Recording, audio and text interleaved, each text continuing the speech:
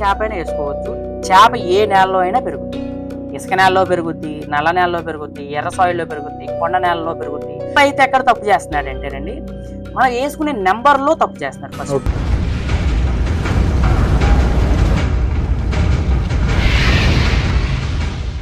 GK బాబు BTech fish farmer గా మాకు తెలుసు. ఆ, అసలు జీకే బాబు అంటే ఏంటి? అసలు ఫుల్ ఫామ్ మాకు తెలియదు. ఇంటి పేరు గొర్రె కొండబాబు, నాది అసలు పేరు. ఓకే. నా ఫుల్ నేమ్ కానీ సర్టిఫికేట్స్ లో నేమ్ కానీ ఏదైనా సరే గొర్రె కొండబాబు అని ఉంటుంది. గొర్రె కొండబాబు అనేసి ఏంటిది పేరు, జనాలకి పేరు వెళ్ళిపోవాలి. ఇప్పుడు జీకే అంటే గుర్తుపడతారు, వెంటనే ఆ సౌండ్ వినపడదు కదా. జీకే అంటే జనరల్ నాలెడ్జ్ అనే పేరు ఉంది, ఎక్కువ మందికి తెలుసు. సో జీకే అంటే ఎక్కువ మందికి తెలుస్తుంది. ఏదైనా మనం ఒక ఇనిషియల్ గా మనం పేరు పెట్టేవాటి ఎక్కువ మందికి తెలియాలి. వైడ్ ఆడియన్స్ కి రీచ్ అయ్యే పేరు ఉండాలి, ఆల్రెడీ తెలిసిన పేరు ఉండాలి, నోటెడ్ పేరు ఉండాలి. ఏ పేరు నోటెడ్ పేరు అయితే త్వరగా గుర్తు పెట్టుకుంటారు కదా. సో ఆ ఉద్దేశంతో నేను జీకే అని పేరు అయితే పెడతాం. తర్వాత ఆ పేరు రావడానికి కారణం బ్యాక్ స్టోరీ ఒకటి ఉంది. మా 10th క్లాస్ లో మా సార్ కూడా ఒరే జీకే డ్రా అని అన్నారు. జీకే అనగానే నేను అటు ఇటు దిక్కులు చూసాను. ఇది ఫ్యాక్ట్, ఏదో కావాలని చెప్తుంది కాదు. డ్రా అనగానే ఏంటి సార్ జీకే అంటే, నీ పేరే కదా గొర్రె కొండబాబు. జీకే బాబు ఇప్పుడు మాకు ఆక్వాకల్చర్ లో చేపల వ్యాపారిగా తెలుసు. అసలు ఈ చేపల వ్యాపారంలోకి రాకముందు మీరు ఏమేం చేశారు? ఫస్ట్ పేరెంట్స్ టార్చర్ తట్టుకోలేక జాబ్ లో జాయిన్ అయ్యాను అన్న. అసలు చేపల చెరువులు ఎన్ని విధాలు? చేపల చెరువు ఏంటంటే నేను 4 రకాలుగా విభజిస్తాను చేపల చెరువు. ఓకే.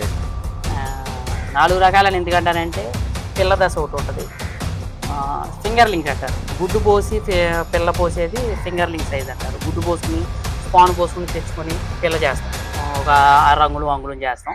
అదొక పద్ధతి, అదొక చెరువులో అయితే ఉంటుంది. అక్కడ నుంచి అంగుళంగా నుంచి తీసుకెళ్ళి 4 అంగుళాలు 5 అంగుళాల దాకా పెంపి సంవత్సరం పాటు మేపి పాత పిల్లగా చేసి దాన్ని మేము పాత పిల్లగా చేసి అమ్ముతాం. పాత పిల్లగా అంటే ఏముండదండి, ఒక సంవత్సరం పాటు పుట్టిన తర్వాత సంవత్సరం గడిస్తే పాత పిల్ల అంతే. పాత పిల్ల చేసి అమ్ముకుంటాం, అదొకటి. పాత పిల్ల కాడ నుంచి 4 అంగుళాలు 5 అంగుళాల కాడ నుంచి తీసుకెళ్ళి డైరెక్ట్ గా 0 పాయింట్ పోసుకుంటాం. 0 పాయింట్ అంటే ఏంటంటే, ఇది ఏ చేప అయినా కానీ, రూప్చెన్ కావచ్చు, ఫంగస్ కావచ్చు, కొరమెన్ కావచ్చు, తెల్ల చేప కావచ్చు, ఐఎంసీ కావచ్చు, ఎనీ ఫిష్, ఏ ఫిష్ అయినా సరే ఇదే పద్ధతి. 0 పాయింట్ వరకు మేము 0 పాయింట్ అంటే మనకి 1/2 కేజీల సైజు, 5 అంగుళాల పిల్ల 4 అంగుళాల పిల్ల వేసుకుని 1/2 కేజీల సైజ్ అంటే ఈ బాల్ వస్తుంది, ఈ సైజు వరకు మేపుతారు, అదొక పద్ధతి. అక్కడ నుంచి తీసుకెళ్లి పెద్ద చెరువులు వేస్తారు. ఐఎంసీ ఫిష్ తీసుకెళ్లి పెద్ద చెరువులు అంటే 20 ఎకరాలు, 30 ఎకరాలు, 50 ఎకరాలు, 100 ఎకరాలు ఉండాలి. 0 పాయింట్ పోసు కేజీలు చేస్తాం, ఇదొక పద్ధతి. ఇది 4 రకాలుగా మనం చేపల చెరువులు విధాలు కూడా. ఒకటి పెద్ద చెరువులు చేయాలంటే మనం డైరెక్ట్గా 0 పాయింటే పోసుకోవాలి. ఒక 150 ఎకరాలైనా, 100 ఎకరాలైనా, 50 ఎకరాలైనా, 10 ఎకరాలైనా, ఇన్ని ఎకరాల చెరువులు డిఫరెంట్గా ఉంటాయి. 0 పాయింట్ పోసుకుని మనకు త్వరగా వస్తాయి. ఒక చేపకి జీవితకాలం వచ్చేసరికి ఏంటంటే 3 సంవత్సరాలు ఉంటుంది జీవితకాలం. 3 సంవత్సరాలు ఎదుగుద్ది. ఒక సంవత్సరం పాటు అంతా కొత్త పిల్లగా పాత పిల్లగా మారడం, 2వ సంవత్సరం 0 పాయింట్ నుండి కేజీకి రావడం, నెక్స్ట్ ఇయర్ 1 సంవత్సరం గ్రోత్ స్పీడ్గా ఉండడం, 2 సంవత్సరాలు 2.5 సంవత్సరాలు, 2 సంవత్సరాలు పాత పిల్లలు అంటాం మేము చాలా చోట. 2 సంవత్సరాలు ఏజ్ ఉంటేనే అవి చాలా స్పీడ్గా అయితే గ్రోత్లు రావడం అయితే ఉంటాయి. సో ఇది చేపల చెరువుల్లో రకాలు. మీరు 4 విధాలుగా నేను విడదీస్తాను. అది అంటే అందరూ చేసేదే, కాకపోతే ఏంటంటే విడదీయడం అనేది కూడా తెలియాలి కదా. దానికోసం రైతులకు కూడా ఇబ్బంది పడుతుంది. నేను దీన్ని 4 రకాలుగా విడదీశాను. స్పాన్ నుంచి ఫింగర్లింగ్ సైజు 1 ఇంచ్ వరకు అక్కడ ఒక రకం, అక్కడ నుండి 4 ఇంచుల వరకు అది ఒక రకం పాత పిల్లగా మారుతాం. అక్కడ నుండి 0 పాయింట్కి ఒక రకం, 0 పాయింట్ నుండి కేజీలకు ఒక రకం. ఈ 4 రకాలకి నేనైతే విడమార్చడం జరిగింది. అంటే ఆ ఆడియన్స్కి అర్థం అవుద్ది అనే దాని గురించి మన ఛానల్లో కూడా వీడియో కూడా చేశాను. అది చాలా వీడియో, అది కూడా 2000 మంది అంత చూసినట్టు అంతే. సో ఇదే అన్న చేపల చెరువు. ఓకే. ఇప్పుడు చేపల చెరువు చేయాలి అంటే మనం ఎట్లాంటి సాయిల్ ఉన్న ఏరియాని మనం సెలెక్ట్ చేసుకోవచ్చు? అంటే ఇప్పుడు చాలా ప్లేసెస్ కొన్ని రెడ్ సాయిల్ ఉంటుంది, కొంచెం బ్లాక్ సాయిల్ ఉంటుంది. సో ఎట్లాంటి మట్టి ఉన్న ప్రాంతాలు మనం తీసుకుంటే చేపల చెరువుకి ఎదుగుదల ఎక్కువ ఉంటుంది అనేసి మీ ఉద్దేశం వచ్చింది? ఓకే, ఇది గుడ్ క్వశ్చన్ అండి. ఇది కూడా నన్ను కొంతమంది అడిగారు, మన సబ్స్క్రైబర్ కూడా. ఇందాక ఒక ఆయన ఫోన్ చేస్తే మాట్లాడా, అన్న మాది ఎర్ర నేల ఉంది, గ్రోతులు సరిగ్గా రావట్లేదు, మా నేల ఎర్ర నేల, మాది రాగి నేల, మాది ఇసుక నేల, మాది రాళ్ల నేల, కొండ నేల, మరి ఇందులో చేపలు పెరుగుతాయా అని అయితే అంటారు. చేప అంటే ఒకటి, మనం ఏ చేప అయినా వేసుకోవచ్చు. చేప ఏ నేలలో అయినా పెరుగుద్ది. ఇసుక నేలలో పెరుగుద్ది, నల్ల నేలలో పెరుగుద్ది, ఎర్ర సాయిల్లో పెరుగుద్ది, కొండ నేలలో పెరుగుద్ది, మంచినీటి చెరువుల్లో కూడా పెరుగుద్ది. ఇందులో అయినా పెరుగుద్ది. ఎక్కడ రైతు ఎక్కడ తప్పు చేస్తున్నాడు అంటేనండి, మనం వేసుకునే నెంబర్లో తప్పు చేస్తున్నాడు ఫస్ట్. ఎకరానికి మించి ఎకరానికి ఇంత నెంబర్ డెన్సిటీలు ఉన్నాయి, ఇంత నెంబరే పోసుకోవాలని ఒక రిక్వైర్మెంట్ ఉంది. ఎందుకంటే మన తాత ముత్తాతల దగ్గర నుంచి వాళ్ళు ఎన్నో ఎక్స్పెరిమెంట్స్ చేసి ఎదురు దెబ్బలు తినేసి వాళ్ళు చెప్పిన అనుభవాలు, అవన్నీ మనం తీసుకునే నేను ముందుకెళ్తున్నాను. నా సొంతంగా ఇంత నెంబర్ పోసేసి అంత పెద్ద కేజీలు చేసేద్దామని అయితే నేను చేయట్లేదు. మా తాత ముత్తాతల దగ్గర నుంచి, అంటే నా మ్యారీడ్ డేస్ కాదు, చేపల చెరువులో తాత ముత్తాతల దగ్గర నుంచి మేము ఇంత నెంబర్ చేసుకున్నాం, ఇంత నెంబర్ వేసుకున్నాం, 10 మంది రైతులతో మాట్లాడి సరే ఎలా చేస్తే బాగుంటుందని ఒక డెన్సిటీ పరిగణించారు. ఒక డెన్సిటీ అయితే ఉంటది. ఇప్పుడు తెల్ల చేప వేద్దాం అనుకోండి ఫర్ ఎగ్జాంపుల్, అదేనండి. ఆ తెల్ల చేప మనకి శీలావతి, కట్ల, గట్టి చేప ఈ 3 కలిపేసుకోవచ్చు. ఈ 3 కొంతమంది ఏం చేస్తున్నారు, పంగాసు, రూప్చందు ఈ కలపకూడదు అంటారు. నేను ఎందుకని అనుకుంటున్నారు, ఎందుకని కలపకూడదని అంటే, ఈ పంగాసు, రూప్చంద్ అంటే మ్యాట్ ఎక్కువ తింటాయి, దానికి ఏంటంటే ఫీడింగ్ ఎక్కువ కావాలి. ఈ ఫీడింగ్ ఎక్కువ వచ్చినప్పుడు ఏంటంటే ఈ ఫీడింగ్ తీసుకో, తెల్ల చేప అనేది ఫీడింగ్ తక్కువ. ఫీడింగ్ తినని దాంట్లో ఫీడింగ్ వేసి చేప ఇస్తే మనకి ఈ గ్రోతులు రావుగా. అంతే కదా. ఒకదానికి ఒకటి యానిమల్ అనేది ఫైట్ చేసుకునే యానిమల్స్ ఎప్పుడు వేయకూడదు. అన్ని ఒకదాన్ని ఒకటి తినకుండా ఉన్న యానిమల్ వేసుకుంటే అదే. శీలావతి, కట్ల, గట్టి చేప అనుకోండి, ఒక చేప తిందాం. ఇప్పుడు అదే రూప్చందు, పంగాసు, ఈ రూప్చందు, పంగాసు, శీలావతిని కట్ల దగ్గరికి కూడా రానివ్వదు, మ్యాట్ దగ్గరికి కూడా రాని ఛాన్స్ ఉండదు. అప్పుడు ఈ గ్రోతులు రావు. ఆ గ్రోతులు రావడం వల్ల ఇలా ఇబ్బంది పడ్డ రైతులు కూడా ఉన్నారు. ప్రెసెంట్ జనరేషన్ లో ఒక ఫిష్ ని గ్రోత్ రప్పించడానికి ఎక్కువ పెస్టిసైడ్స్ అండ్ మెడిసిన్స్ వాడుతున్నారు. సో అది పక్కన పెట్టేస్తే దాని ఆర్గానిక్ గా కూడా మనం గ్రోత్ చేయొచ్చు. మనం వాడే మేతలేనండి. ఫస్ట్ ఆఫ్ ఆల్ మనం వాడే మేతే ఆర్గానిక్ మేతలు అయితే మనం వేసుకోవచ్చు. నేను ఎక్కువ ఏం వాడతానంటే డిఓఆర్ది, తౌడు, ఆయిల్ తీసిన తౌడు, నెక్స్ట్ వచ్చేసరికి చెక్క, మొక్కజొన్న, సోయా. ఆర్గానిక్ అనేది ఎక్కడ వస్తుంది అంటే పంచాయతీ చెరువులు ఉన్నాయి చూడండి. ఓన్లీ పంచాయతీ చెరువు ఉంటుంది మనకి. పంచాయతీ చెరువులు అందులో వచ్చేసరికి రిస్ట్రిక్షన్ ఉంటుంది. ఇప్పుడు కొన్ని చెరువులు ఊరు చెరువులు అంటారండి, గ్రామ చెరువులు అంటారు. గ్రామ చెరువుల్లోకి వచ్చేసరికి ఏంటంటే వాళ్ళు మందులు కానీ మేతలు కూడా వేయనివ్వరు. వాస్తవం అండి. ఇక్కడ మనకి చెప్పేది ఏంటంటే మేతలు కూడా వేయకుండా సార్ రిస్ట్రిక్షన్ పెట్టి మేము ప్రత్యేకం నీళ్లు వాడుకోవాలి. మీరు మేత వాడినా, మెడిసిన్ వాడినా, ఇంకోటి వాడినా, ఈ పాలేరు వేసినా, గేదె పేడ వేసినా, ఇవన్నీ వేసేసరికి వాటర్ అబ్జర్వ్ చేసి వాటర్ పారామీటర్స్ మారిపోతాయి. మాకు చేపల చెరువు పెరగాలంటే వాటర్ గ్రీన్ కలర్లో ఉండాలి, లైట్ ప్యాంటీన్ వచ్చి ఉండాలి, వాటర్ బలం ఉండాలి, సాయిల్ బలం ఉండాలి. ఈ సాయిల్ బలము, వాటర్ బలం ఎప్పుడైతే వస్తాయో ఆ రోజే చేప గ్రోత్ అవుతుంది. ఈ 2 రాలేదనుకోండి మనకి చేప గ్రోత్ అవుతుంది. ఇది ఇబ్బంది అయిపోతుంది. సో కంపల్సరీ కెమికల్ వాడతాం, ఆర్గానిక్ వాడతాం, 2 మిక్స్ చేస్తే ప్రతి చోట జరిగేది అదే. ఇక్కడే నా దగ్గరే ఒక చోట అని కాదు, వాళ్ళు చెప్తా కొంచెం భయపడతారు. మేము ఆర్గానిక్ చేస్తున్నాం అని. ఏదో కొంతమంది యూట్యూబ్ ముందు వచ్చి మేము ఆర్గానిక్ పండిస్తున్నాం అనే వీడియోస్ కూడా నేను చూశాను. ఎందుకు మా చేపల గురించే కొన్ని ఆయనలు పెట్టారు, మేము ఆర్గానిక్గా పండిస్తున్నామండి, ఇది వాడుతున్నాం. ఆర్గానిక్గా ఉత్తి మాట్లాడారు అవ్వదు అసలు. ఇప్పుడు మీరు మెడిసిన్ కానీ పెస్టిసైడ్స్ కానీ ఏదైనా యూజ్ చేస్తున్నారు ఇప్పుడు చేపలను పెంచడానికి, చేపల వ్యాపారం చేయడానికి. సో దాని ద్వారా భూమి సారవంతమైన తగ్గడానికి అవకాశం ఉందా? భూమి సారం ఏం తగ్గదండి, అసలు అంతేమీ తగ్గదు. భూమి సారవంతంగా ఉంటేనే చేప పండుతుంది. మేము ఫస్ట్ ఆఫ్ ఆల్ ఇచ్చే ప్రతి కెమికల్ కానీ, మెడిసిన్ కానీ, ఆర్గానిక్ ఏది ఇచ్చినా ముందు సాయిల్ ఎంత బాగుంటే మాకు చేప అంత గ్రోత్ వస్తుంది. ఫస్ట్ ఆఫ్ ఆల్ సాయిల్ బాగుండాలి, 2 వాటర్ బాగుండాలి. ఈ 2 వీటి మీద డిపెండ్ అయి ఉంటుంది మనకి. సాయిల్ మేము ఎప్పటికప్పుడు ఏంటంటే సాయిల్ టెస్ట్ చేస్తాం. చేప వేసే ముందు సాయిల్ టెస్ట్ చేసుకుంటాం. సాయిల్ కొన్ని మెడిసిన్స్ ఇస్తాం, కొన్ని న్యాచురల్ ఇస్తాం. మనకి వరి చేలు వేసుకునే యూరియా, అసలు యూరియా వాడొద్దు అంట. నేను యూరియా గురించి పట్టుకొచ్చేసి పొటాషు, మనకి మళ్ళీ జిప్సము, జింకు, ఇవన్నీ మనకి చేతికి ఇవన్నీ నేల సాయిల్ని బాగు చేయడానికి. సాయిల్ బాగుంటేనే చేప గ్రోత్ వస్తుంది. నెక్స్ట్ ఈ చేప బాగుండాలంటే వాటర్ కూడా బాగుండాలి. మీకు అర్థమైందా? వాటర్ కూడా క్వాలిటీ ఉండాలి. క్వాలిటీ అంటే మనకు ఫ్రెష్ వాటర్. ఇప్పుడు మంచినీళ్ళు ఉన్నాయి, ఫ్రెష్ మంచినీళ్ళు అంటే చేప పండుతా పనిచేయదు. అదే మంచినీళ్ళలో ఉన్నాయి, నిజంగా పిహెచ్ లెవెల్ బాగున్నాయి, మనకి వాటర్ మనం తాగే నీళ్ళు చేప పండదు. అదే లేదు. ఎందుకంటే ఈ కింద సాయిల్ కూడా మురుకు ఉండాలి. కొన్ని చెరువులు మురుకు ఉండాలి, మురుకుంటేనే మనకి చేప పండుతుంది. వాటర్ కూడా మనకి లైట్ ప్యాంటీన్ ఉండాలి, లైట్ గ్రీన్ కలర్ ఉండాలి. ఫ్రెష్ వాటర్లో అయితే పండదు. సో దీనివల్ల కెమికల్ వాడటం మూలంగా సాయిల్ పాడవదంటే పాడవదు ఉంటుంది. ఎంతో కొంత పాడవకుండా మాత్రం ఉండదు, ఎఫెక్ట్ అవుతుంది. సాయిల్ బాగుంటేనే చేపండు. దానికోసం మీరు పెస్టిసైడ్స్ వాడాల్సి. ఇప్పుడు ఒక చేపల రైతుగా మీరు ప్రభుత్వం నుంచి ఎట్లాంటి అడ్వాంటేజెస్ మీరు కోరుకుంటున్నారు? అంటే ఇప్పుడు చేపల సాగుకు సంబంధించి కానీ, వాళ్ళ ప్రొటెక్షన్ సంబంధించి కానీ, ఒక చేపల రైతుగా ఏ ప్రభుత్వం అయినా పక్కన పెట్టి ఏ ప్రభుత్వం వచ్చినా మీకు ఎట్లాంటి అవసరతలు తీరిస్తే మీరు సంతోషంగా ఫీల్ అవుతారు ఒక రైతు? ఓకే, ఇది చాలా మంచి క్వశ్చన్ అండి. ఒకటి ప్రభుత్వం సైడ్ నుంచి మనకు వచ్చేది ఒకటేనండి, చిన్న రైతు అయినా పెద్ద రైతు అయినా రేట్. ఫస్ట్ నేను ఇంత పెట్టాను, నాకు ఇంత రావాలి, నాకు ఎంత మిగులుద్ది. ఈ మూడు నెంబర్ల మీదే డిసైడ్ అయి ఉంటుంది. నేను ఎన్నైనా చేయని, ఒక చేపల రైతు ఎంతో మందిని బతికిస్తాడు. కూలోడి దగ్గర నుంచి, వేరే వాళ్ళ దగ్గర నుంచి, వాళ్ళందరి దగ్గర నుంచి బతికిస్తాడు. మాకు ప్రభుత్వం చేయాల్సింది ఏంటంటే రేటు గిట్టుబాటు ధర అనేది ఇవ్వాలి కంపల్సరీ. ఒక్కొక్క సీజన్ బట్టి ఒక్కొక్క రేట్ అయితే ఫ్లక్చువేట్ వస్తుంది. ఇప్పుడు మనకి వర్షాకాలంలో ఒక రేటు ఉంటుంది, వేసవకాలంలో ఒక రేటు ఉంటుంది. మొన్న మీకు తెలిస్తే నిజమో నమ్ముతారో నమ్మరో, రీసెంట్గా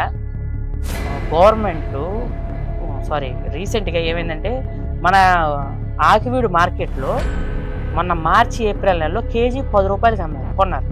చూసామని ఎక్కువగా న్యూస్లో రొటేట్ అవుతుంది. కేజీ 10 రూపాయలు. ఒక రైతు చేప పండించడానికి కేజీ చేయాలంటే, తెల్ల చేప అయినా ఏదైనా సరే మినిమం 90 రూపాయలు అవుతుంది. పంగాస్ పండించాలంటే 78 రూపాయలు అవుతుంది. రూప్చంద్ పండించాలంటే సుమారు 80 రూపాయలు ఖర్చు అవుతుంది. తెల్ల చేపకి 90 రూపాయలు అవుతుంది. 90 రూపాయలు 100 రూపాయలు ఇటు చేప పండిస్తే నువ్వు 10 రూపాయలు అమ్మితే ఈడేం చేయాలి? పెళ్ళం బిళ్ళ దూరేసుకోవాలి. ఒకసారి ఒకటన్నా గవర్నమెంట్ మేము ఈ పథకాలు ఇవ్వండి, ఆ పథకాలు ఇవ్వండి అని ఎవ్వరు అడగరు. ఫ్రీ పథకాలు ఇవ్వండి అని ఎవ్వరు అడగరు. అందరికీ పని వాళ్ళు, అందరికీ ఉద్యోగాలు ఇవ్వడం గవర్నమెంట్ పని కూడా కాదు. ఇప్పుడు నేను ఏదో ప్రైవేట్గా మొదలు పెట్టాను, గవర్నమెంట్ ఉద్యోగమే కావాలని అని కూర్చుంటే నేను ఇంత వ్యాపారాన్ని ఇన్ని ఎకరాలని ఇన్ని లక్షలు పెట్టుబడి పెట్టి నేను చేయలేను. మాలాంటి వాళ్ళకి ఏమన్నా ఇప్పుడు నా ఒక్కడికి నేను చేపల చెరువు చేయడం వల్ల నా నుంచి ఎంతమందికి పని వెళ్తుంది? ఇప్పుడు నా చెరువులో పని ఉంది. ఇప్పుడు 10 ఎకరాలు నేను చేస్తున్నాను. 10 ఎకరాల్లో వల్ల ఆగుతాగి పట్టుబడి రోజున వల్లోడు రావాలి, వల్ల ఆగేవాడు రావాలి, కూలోడు రావాలి, 10 మంది 15 మంది మనుషులు రావాలి. ఈ 10 మంది 15 మందికి నేను తిండి పెడుతున్నానా లేదా? అంటే పెడతాం అంటే నేనేదో పెట్టేస్తున్నానని కాదు, నేను పని ఇస్తున్నా, వాడు వచ్చి చేస్తున్నాడు, నేను వాడికి డబ్బులు ఇస్తున్నాను. అవునా కదా?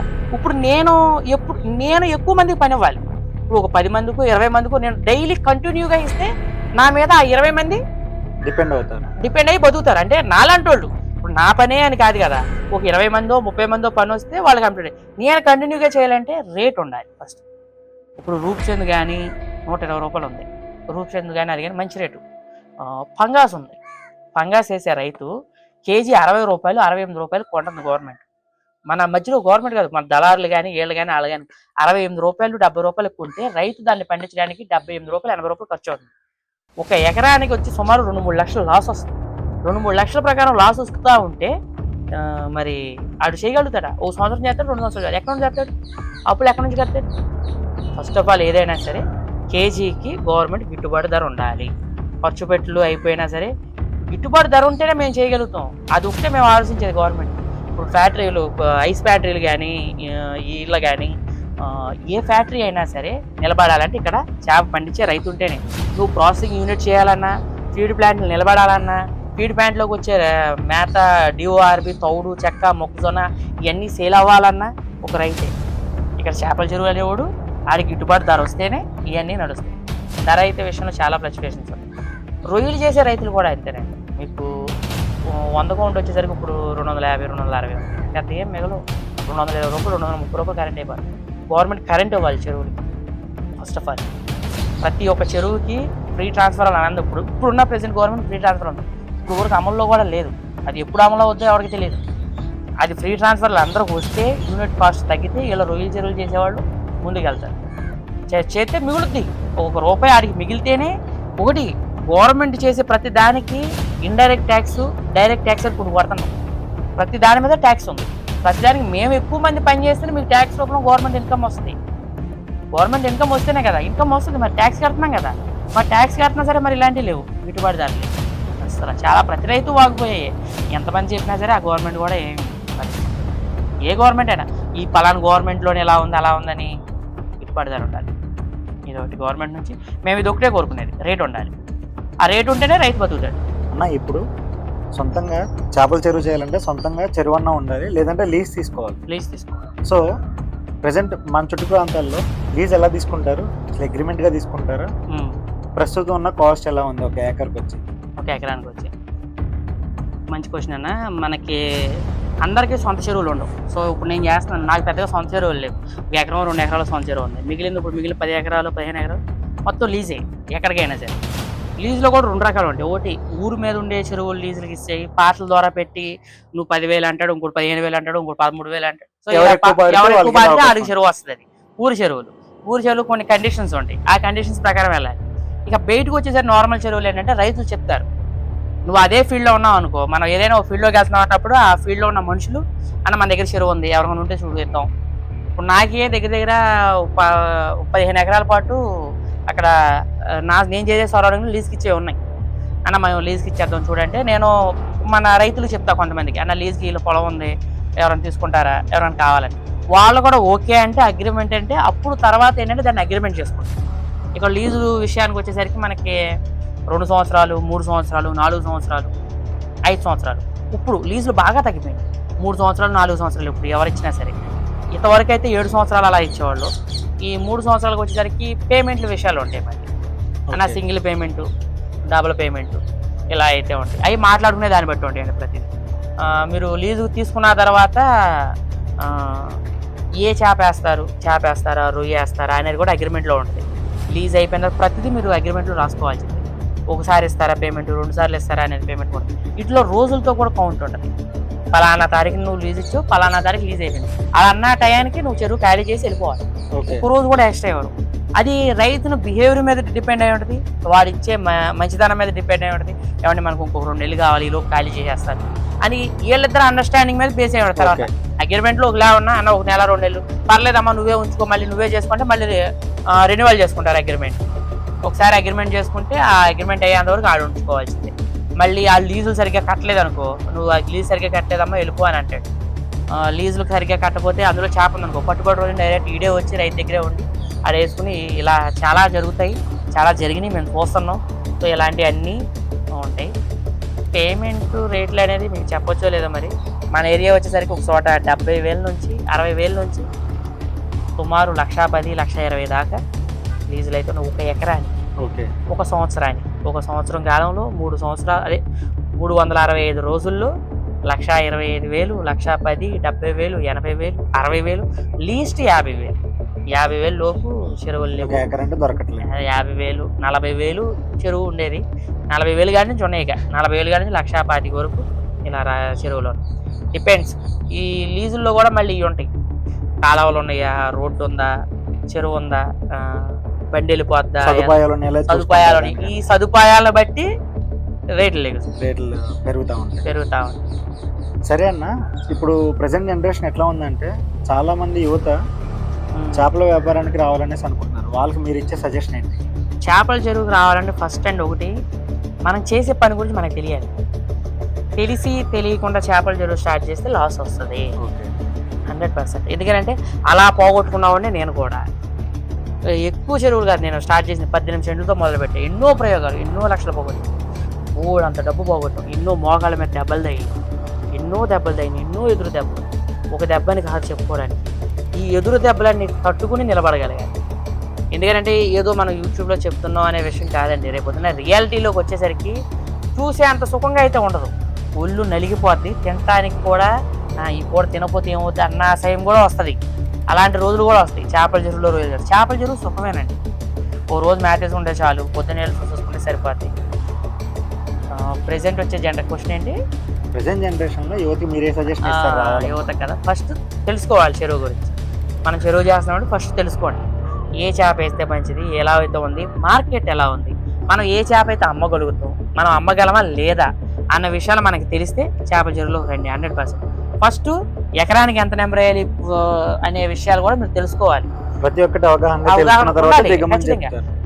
అవగాహనే కావాలంటే ఎవరు చెప్పలేదు. అన్న మేము చేద్దాం రండి అని అంటే అవతల అయితే ఖాళీ కూర్చోడు. ఎందుకనంటే 1,00,000 రూపాయలు బిజినెస్ పెట్టుకుని నువ్వు ఒక 1 ఎకరం 2 ఎకరాల్లో చేస్తున్నావు, నువ్వు వచ్చి అన్న నాకు చెప్పండి ఆడు చెప్పడం. ఎందుకంటే ఆడికి అంత ఖాళీ ఉండదు ఫస్ట్ ఆఫ్ ఆల్.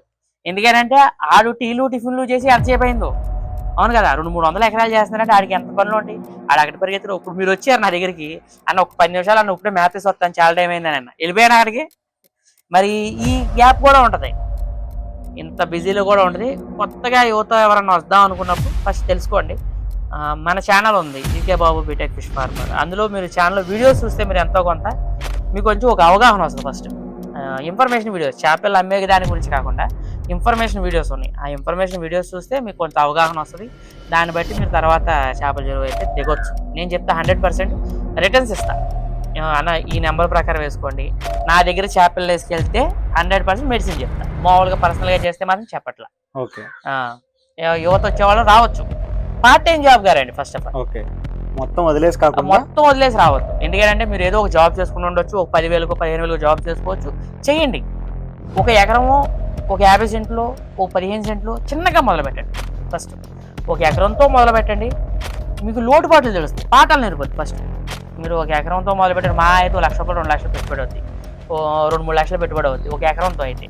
అంతమించి కాదు కదా, అంత మీరు అబౌట్ చేయగలరు కదా. ఒక లాస్ వచ్చింది, మనం పోతాయి అనేది దిగండి, 100% దెబ్బలు తగులుతాయి. మోగ దెబ్బలు తగిలిందంటే ఒకసారి అయితే వెనక రావడం చాలా టైం పడుతుంది. దెబ్బలు తగులుతాయి, నిదానంగా కోలుకుంటాం. ఖచ్చితంగా మీకు తెలివితేటలు రావాలంటే ఒక ఎకరము 1/2 ఎకరం మొదలు పెట్టండి, ఖచ్చితంగా మీకు ప్రాఫిట్ వస్తుంది, తెలుస్తుంది. ఫస్ట్ దీని మీద రోజుకి ఏంటంటే దీన్ని ఎలా చేయాలి, దీన్ని ఎలా డెవలప్ చేయాలని ఆలోచనలు పెరిగి 10 మంది రైతులతో మాట్లాడి, చుట్టుపక్కల రైతులతో మాట్లాడి, వాళ్ళు చెప్పే సజెషన్స్ తీసుకొని అన్నీ చెప్తూ ఉంటాయి. మంచి ఉంటాయి, గుడ్ ఉంటాయి, బ్యాడ్ ఉంటాయి. అందులో నువ్వు ఏది తీసుకున్నావు, నేను ఒకటి చెప్తాను, ఒకటి చెప్తావు, ఆయన ఒకటి చెప్తాడు, వీటిలో నువ్వేం తీసుకుని ముందుకెళ్ళావు అనే దాని మీద డిపెండ్ అయి ఉంటుంది. తెలుసుకుని స్టార్ట్ చేయొచ్చు రైతు. కొత్తగా వచ్చేవాళ్ళకి ఇంకో విషయం, ఉపాధి అవకాశాలు ఉంటాయి. 100 మంది వచ్చినా 101 ప్లేస్ ఉంది. మాకు ఉద్యోగం రావట్లేదు, మేము ఖాళీగా కూర్చుని ఉన్నాం, ఏ పని చేయలేదంటే చేపల చెరువు. బెట్టింగ్ యాప్స్ కాకుండా, ఆన్లైన్ గేమ్స్ కాకుండా, డబ్బులు పోగొట్టుకోకుండా, ఈ స్టాక్ మార్కెట్ కాకుండా, మీరు స్టాక్ మార్కెట్లో లక్షలు పెడుతున్నారు కదా, పెడుతున్నారు లేదా, పెడుతున్నారు, బెట్టింగ్ యాప్స్ పెడుతున్నారు కదా, అవన్నీ ఎందుకు రండి. మీరు బెట్టింగ్ యాప్స్ ఎన్నెన్నో లక్షలు పోగొట్టున్నారు, 1 లక్ష రూపాయలు పోయినాయి అనుకో, సార్ నేను చేపల చెరువు చేసి 1 లక్ష రూపాయలు పోయినాయి, అయ్యో 1 లక్ష రూపాయలు పోయినాయి అని పక్కన బాధపడతాడు. పక్క రైతు బాధపడతాడు నీ చెరువు పోతే. నీ చెరువు చేసి నువ్వు లాస్ వస్తే నువ్వు చేసే చెరువు పక్కన రైతు రే అది పోయిందిరా, నెక్స్ట్ టైం అన్నా రావాలా, ఇలా చెయ్యి, ఈ టిప్స్ ఆ టిప్స్ చెప్తాడు. అది సార్ నేను ఇలా ఆన్లైన్ బెట్టింగ్లో చేశానంటే 2-3 లక్షలు బాగుంటున్నాయని చెప్తే అది ఎడంకాలు చెప్పు తీసుకొస్తాడండి. సో రండి, ఆ బెట్టింగ్స్ అన్నీ ఆపేయండి, స్టాక్ మార్కెట్ కూడా ఆపేయండి, వచ్చి చేసుకోండి, బాగుంటుంది యువతగా. ఓకే అన్న, ఇప్పుడు ఎక్కువగా వింటుంది ఏంటంటే చాలా మంది రైతులు ఈ చేపలు లేదంటే రొయ్యల సాగులో నష్టపోయి చాలా మంది ఉన్నారు.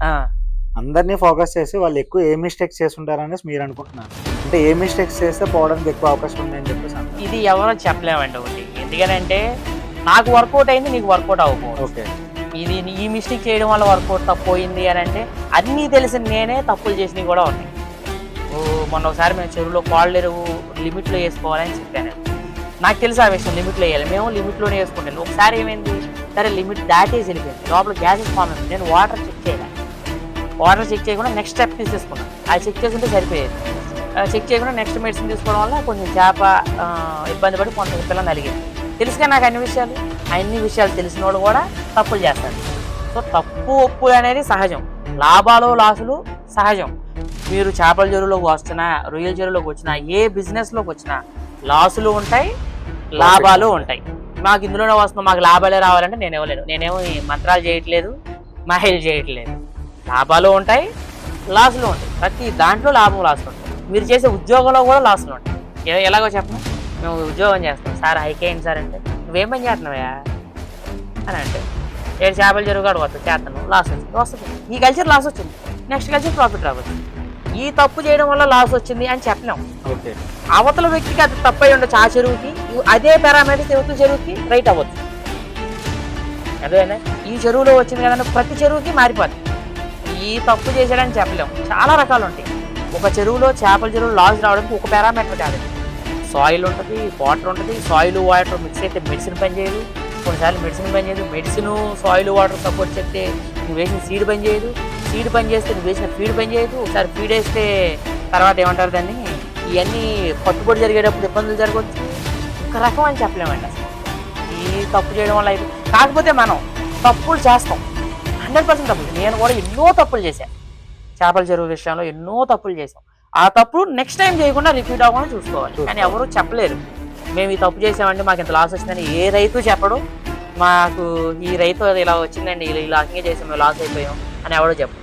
లాభం వస్తే చెప్తాడు, మేము ఇలా పండించామని చెప్తాడు. అలా పండించామని చెప్పగానే మీరు ఇన్స్పైర్ అయిపోతారు.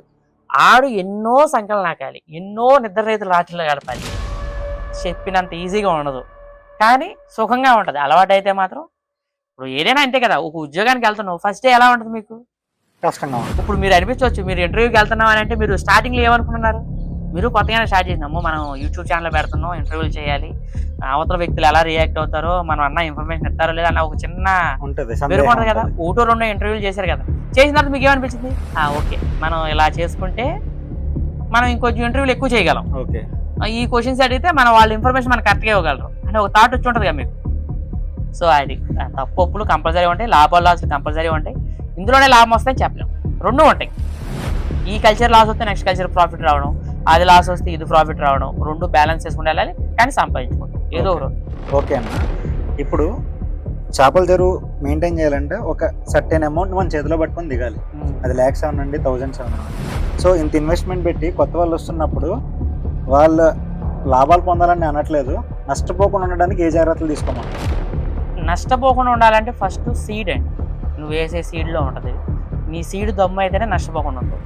సీడ్లో ఉంటుంది, మేతలో ఉంటుంది, నీ టెక్నీషియన్లో ఉంటుంది, నువ్వు సలహాలు తీసుకునే వ్యక్తిలో కూడా ఉంటుంది, ఓకే ఒక ల్యాబ్ రిపోర్ట్ ఇచ్చే రిపోర్ట్ మీద ఉంటుంది, వాటర్ మీద ఉంటుంది, ఫీడ్ మేనేజ్మెంట్ ఉంటుంది, మనం మేతలు ఎంత వేస్తున్నాం అనే దాని మీద ఉంటుంది, మనం తీసుకున్న పిల్ల ఎలా ఉందని ఉంటుంది.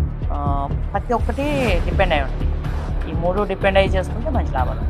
ఓకే ముందు లాసులు అవ్వు, సేఫ్ అండ్ సెక్యూర్లీ వెళ్ళాలి. ఒకటి లాస్, పెట్టుబడులు తక్కువ పెట్టుకోవాలి. ఏదైనా ఒకటండి, కాస్ట్ ఆఫ్ ప్రొడక్షన్ తగ్గించుకోవాలి అందరూ అంటారు, అది ఎవరి వల్ల కాదు. మనకి ఎక్కువ లాభాలు కావాలి, తక్కువ పెట్టుబడి అంటే అవ్వదు. లాభాలు అలాగే ఉంటాయి, పెట్టుబడులు అలాగే ఉంటాయి. ఆ రెండిట్లు మీకు ఉంటేనే లాస్ వచ్చినా నేను నిలబడగలను అని అనుకుంటేనే నువ్వు చెరువుల్లో రా, లేదంటే సైలెంట్గా ఇంటికాడ కూర్చో యూట్యూబ్లో రీల్స్ అంతే మరి. అంతే, దాని మించిన ఉత్తమం లేదు. నువ్వు ఇందులోకి వచ్చి అవి చేసి వాళ్ళు లక్ష 2 లక్షలు పోటీ, అమ్మో నేను అప్పు అయిపోయాను. ప్రతి దాంట్లో ఇప్పుడు అంటారు చేపల చెరువులు అప్పులు అయిపోయిన బోలెస్ మంది ఉన్నారు, లాభాలు వచ్చిన వాళ్ళు ఉన్నారు. సో లాస్ వచ్చిన ఎందుకురా బాబు ఆ చెరువులు అనవసరం మనకి, అది లాభం పర్లేదండి చేసుకోవచ్చు అంటాడు. ఇంకోటి ఉంటాడు, లాసు తిని లాభం తిని దెబ్బ తిని రెండు ఉన్నవాడు ఉంటాడు. సో ప్రతి ఇండస్ట్రీలో లాసు లాభం కామన్. నాకు చాలా మంచి విషయాలు చేపల సాగు గురించి మాకు తెలియజేశారు. ఇంకా చాలా విషయాలు ఉన్నాయి దీని గురించి మాట్లాడుకోవడానికి. మనం దీన్ని పార్ట్ 2 లో మళ్ళీ కంటిన్యూ చేద్దాం.